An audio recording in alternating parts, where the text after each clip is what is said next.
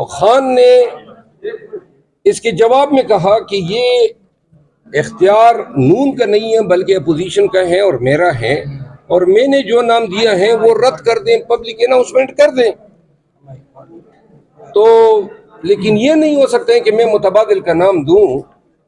जिस पर मैंने स्पीकर ऑफिस से रब्ता किया तो पता चला कि खान को बेसिकली मगालते में रखा गया।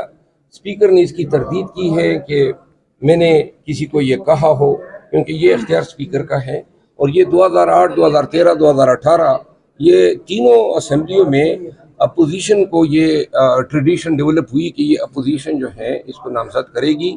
तो लिहाजा हमारे अपने दोस्त जो हैं वो ये खबरें फैला रहे हैं और उनकी ये ख्वाहिश है कि ये मुझे न मिले।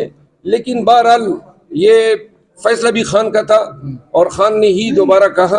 आज मैं फिर इसकी तस्दीक करता हूँ